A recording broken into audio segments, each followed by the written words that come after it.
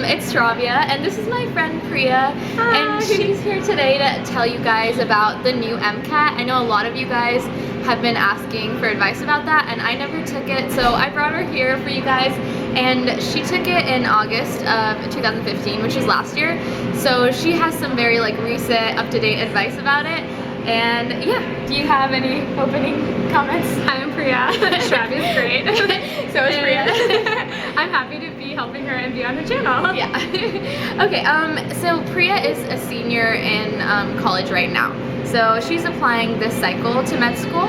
So good luck to her, and yeah, let's get started. So the first thing I'm gonna ask Priya to do is kind of describe the new MCAT for those of you who don't know much about it. So the new MCAT is around 6 hours and 15 minutes, and there are 4 sections. It starts off with a physics and general chemistry component, and then there is a small break, and then there's the verbal reasoning section, and then you get a lunch break, and then there's the biology section, and another small break, and then you end with the psychology, sociology section. Right. Yeah, and then I guess the next question, was there anything else about the structure? There are more questions in the old exam if anyone is comparing the two, and the breaks are helpful because you get a break after every single section. Yeah. And I think the general thing that people get scared about the new exam is that it's just much longer, because the old one was only 3 or 4 hours and this one's 6 hours, so you need a lot more study endurance, so that's a big difference. And yeah, so we'll talk about Priya's personal experience now. And so did you take a course for the MCAT, and how did you decide which course to take? I did. So originally I was planning on taking the old exam, and then I decided I wanted to take a gap year and everything, so I had started studying for the old exam with a Princeton review course, and so I had a lot of background information from those books, which are very dense, and they have lots of information review. And for the new MCAT this past summer, I took the Exam Crackers online course, which the books are much thinner, so it's really manageable to get through them, and it was a good review. Okay, nice. And how much was the course? It's kind of expensive. The Exam Crackers course was around $2,000, I believe. Yeah, and courses are usually around thousands of dollars, but some of your schools will give you vouchers from certain clubs and stuff where you can get $100 off or something. So that's something to consider when you're taking a course. And did you talk about Khan Academy? Oh yeah, okay, so one really good resource that I used was the Khan Academy MCAT videos. They're free online, you can just Google them, and it also lets you sign up so you can keep track of which videos you've seen, and they have, some of the units have little quizzes at the end, so they're great. Yeah, and I know you guys probably use that for school as well, but I never thought about using it for the MCAT, which is really awesome, so yeah. And then, okay, so, oh yeah, an important question that all of you want to know: how long before you took the MCAT did you start studying for it, and how many hours a day did you kind of study for it? I took my MCAT in August, around mid-August, and I really buckled down and started studying in May, after I was done with classes and the semester exams. And each day I took breaks after every 4 to 5 hours just because I like breaks and everything, but I would study around 2 or 3 chunks of time a day. Right. Yes. So would you say you studied overall a month or 2 months, put together? 2 months. 2 months. Yeah. Okay, nice.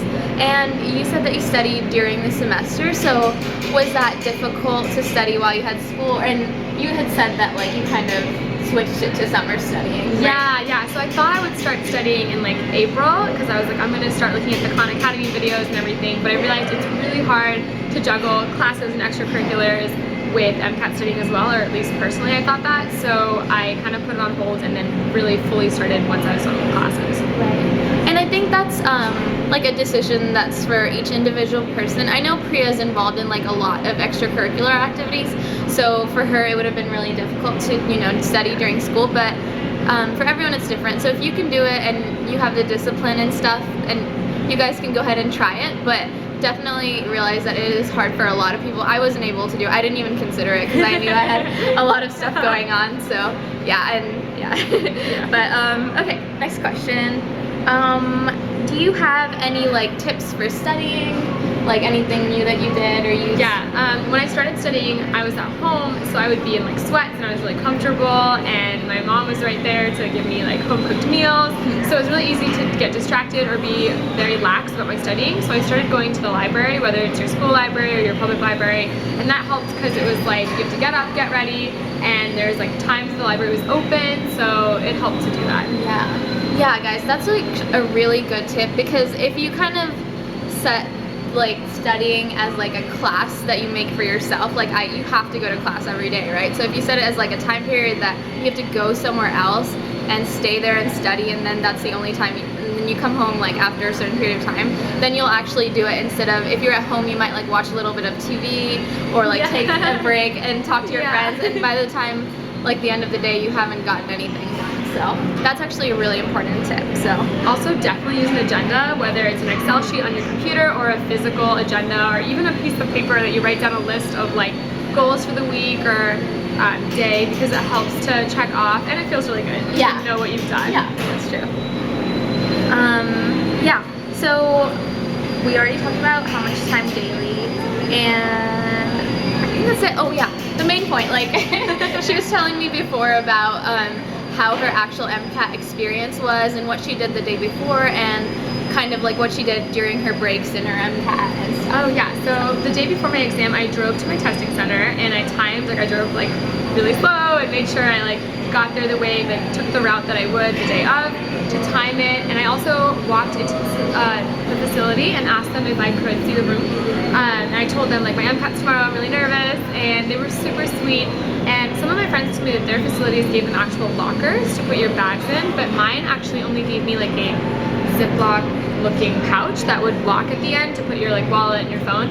But I took a mini backpack full of a ton of snacks, like bananas, granola bars, applesauce, like everything that's like soothing and like filling and you can eat quickly, because better to have too many snacks than not enough. And that's something I did as well. I put a lot of snacks in my bag, so you can totally do that. Don't feel like you're gonna go hungry to your test. It's a long test, especially hers. So. And take a lunch, like pack a lunch. I packed like a peanut butter jelly sandwich, water, take at least 2 to 3 bottles of water just so you have enough. And definitely take your own earplugs, and I think you have to have, for my MCAT at least, you had to have a new set of earplugs that had been unopened, because you can't take open ones for some reason.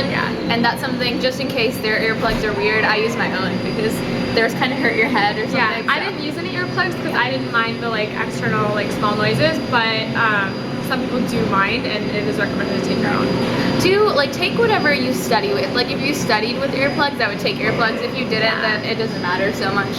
But yeah. Also wear layers, but like light enough clothing that you don't overheat or get too cold, because the room, you're not going to know what the temperature will be, and so you can like roll up your sleeves, but you can't take anything off while you're taking the exam. That's like a jacket.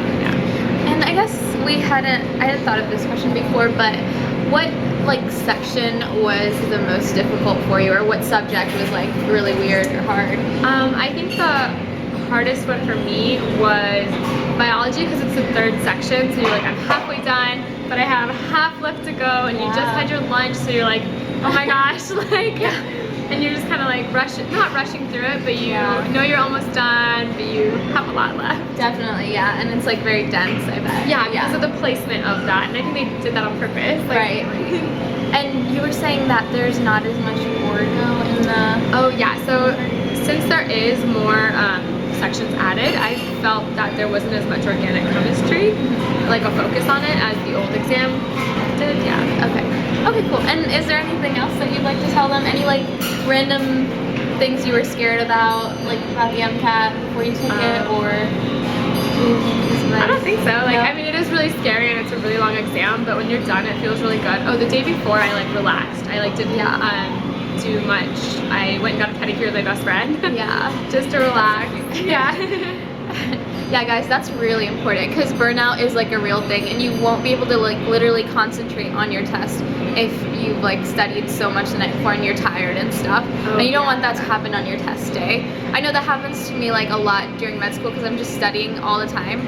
So it's not like you just have to power through it. It's like your brain literally won't do the best it can. So make sure you do that. And your sleeping patterns, like start sleeping as if you were gonna take the exam like weeks in advance, so you're used to getting up early, and Right. being calm. And being calm, yeah, for sure. Okay guys, I just wanted to thank Priya again for being here and doing this video with me. Yeah, I'm sure we'll see her again sometime, and if you guys could all wish her good luck for her application process, that would be great. Thank Thanks you for guys. having me. Of course. Bye. Bye.